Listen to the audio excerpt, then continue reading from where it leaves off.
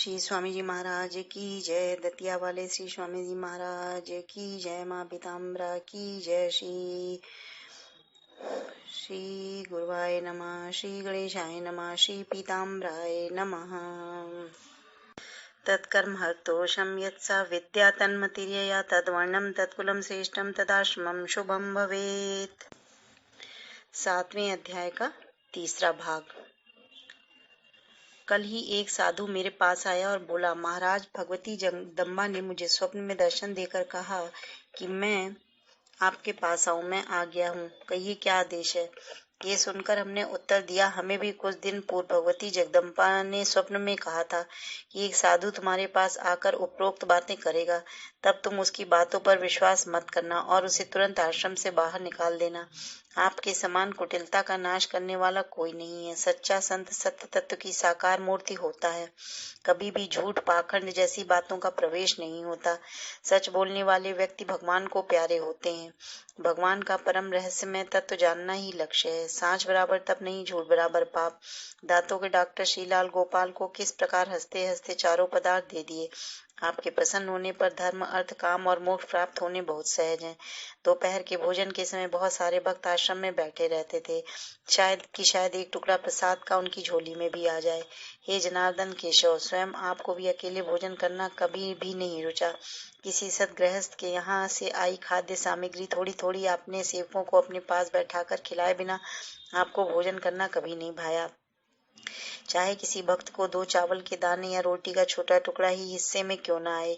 एक दिन श्रीलाल गोपाल का भी जीवन कृतकृत हुआ। वे आपके भोजन के समय उपस्थित रहते थे, किंतु आज कुछ बात ही दूसरी थी। श्री प्रभु ने अपने सेवक मोती डॉक्टर को आज्ञा दी कि इनको एक रोटी दो। सभी भक्त लोग हाथों पर ही रखकर भोजन करते थे और आप स्वयं एक कमंडलों में सब भोजन सामग्री एक साथ मिलाकर उसे ग्रहण करते। लाल गोपाल ने जब पहली रोटी खा ली तब तो सेवक को आज्ञा हुई कि एक रोटी और दो। जब दूसरी भी उन्होंने खा ली तो आज्ञा हुई एक रोटी और दो। जब तीसरी भी समाप्त हो गई तो आज्ञा हुई एक रोटी और दो। इस प्रकार कुल 4 रोटियां लाल गोपाल जी ने खाई।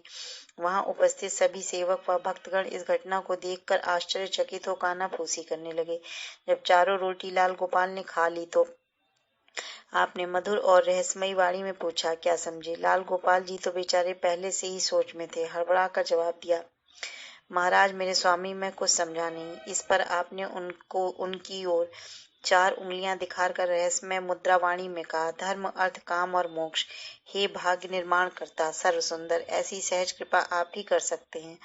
अंत समय उनका परम धाम निश्चित हुआ। हे ईश्वर, अनंत शक्ति वाले, आप हम सब पर प्रसन्न हो। आपके चरणारविंद सदैव ध्यान करने योग्य हैं। आप माया मोह का नाश कर भक्तों को अभीष्ट की सिद्धि प्रदान करते हैं। आपके स्मरण मात्र से अज्ञान नष्ट हो जाता है। आपके स्मरण से अनर्थ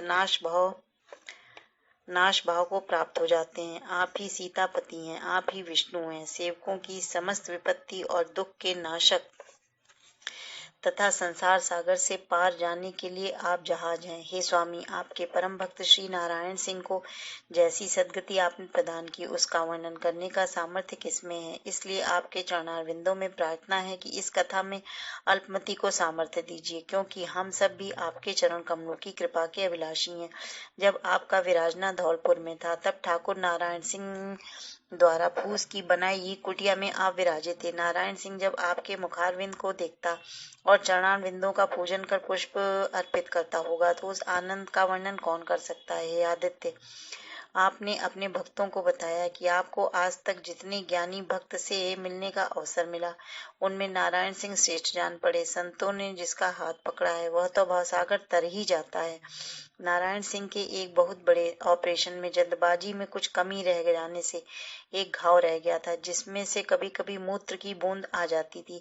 हर 2 घंटे पर उन्हें पट्टी बदलनी पड़ती थी। फिर भी वे सदैव प्रसन्न रहते थे, किसी की सेवा स्वीकार नहीं करते थे। कुंवर नारायण सिंह की धर्मपत्नी आपके चरण कमलों का पूजन करने के पश्चात भांति भांति के पकवान बनाकर खिलाती थी। एक बार आपने पूछा, माता, तुम बहुत उदास मालूम पड़ती हो, क्या कारण है, मुझे बताओ। इस प्रकार के प्रेम एवं सहानुभूतिपूर्ण वचन सुनकर उनकी आंखों में आंसू आ गए और वह अंदर घर में चली गईं।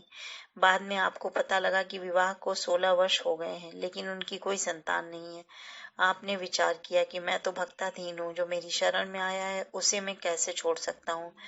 आपने अपने भक्त नारायण सिंह से कहा, चिंता और दुख मत करो, अगले वर्ष तुम्हारे यहाँ पुत्र होगा, उसकी नाल तख्त के नीचे गाड़ देना। यथा समय नारायण सिंह को पुत्र रत्न की प्राप्ति हुई। नारायण सिंह के बच्चे की नाल प्रभु द्वारा निर्दिष्ट स्थान पर गाड़ दी गई और इस प्रकार उस जातक का जीवन सुरक्षित बना दिया गया। बार बार 4 बार ऐसा ही किया जाता रहा और इस प्रकार 4 पुत्र उनको प्रदान किए। यह तो इस लोक की बात है, पर लोक में अंत समय उसे आपने मोक्ष भी प्रदान किया। हे भास्कर नारायण, आप सुबह से चुपचाप मोड़े पर बगिया में बैठे हैं। नारायण सिंह जब अशक्त हो गए तो डॉक्टर योगेश मिश्रा के हाथों एक पत्र महाराज श्री स्वामी जी को धौलपुर से भिजवाया, जिसमें कृपा कर दर्शन देने हेतु धौलपुर आने का अनुरोध किया गया था। महाराज जी जब पंडित सूर्यदेव शर्मा व अन्य सेवकों के साथ उज्जैन श्री धूमावती माई के स्थान पर धन्यवाद देने हेतु पधारे थे, तब वहां से लौटने पर दतिया न आकर ग्वालियर की ओर जाने का संकेत दिया। साथ में बैठे किसी को भी पता नहीं था कि महाराज जी को कहाँ जाना है। ग्वालियर पहुंचने पर महाराज जी श्री ने कहा कि भाई धौलपुर नारायण सिंह के यहाँ चलना है, उनका संदेश आया था। कृपालु महाराज जी जब नारायण सिंह के घर धौलपुर पहुंचे तो कुछ ही पलों में धौलपुर वासियों को समाचार मिल गया और नारायण सिंह के घर पर शिष्यों की भीड़ दर्शनों को उमड़ पड़ी। महाराज जी ने सबको दर्शन दिए और कहा, मैं विशेष काम से आया हूँ, आप लोग जाओ। एक रात महाराज जी नारायण सिंह के पास रहे और दूसरे दिन दतिया वापस आ गए। उसके 1.5-2 माह पश्चात अच्छी हालत में बोलते चालते बिना किसी तकलीफ के नारायण सिंह स्वर्गवासी हो गए। श्री स्वामी कथा सार के पाठ करने और सुनने से सद्बुद्धि की प्राप्ति और योग की सिद्धि होती है। श्री पीताम्बरा माई को अर्पण करता हूँ। श्री स्वामी जी महाराज सबका कल्याण करें। बोलो श्री गुरु महाराज की जय। स्वामी जी महाराज की जय। माँ पीताम्बरा की जय। माँ धूमावती की जय। गुरु महाराज की जय। गुरुर् ब्रह्मा गुरुर्विष्णु गुरुर्देवो महेश्वरा, गुरु साक्षात् परम ब्रह्म तस्मै श्री गुरुवे नमः। यदक्षरं पदभ्रष्टं मात्राहीनं च यस्य भवेत् तत्सर्वं क्षम्यतां देव प्रसीद परमेश्वर। बोलो श्री स्वामी जी महाराज की जय।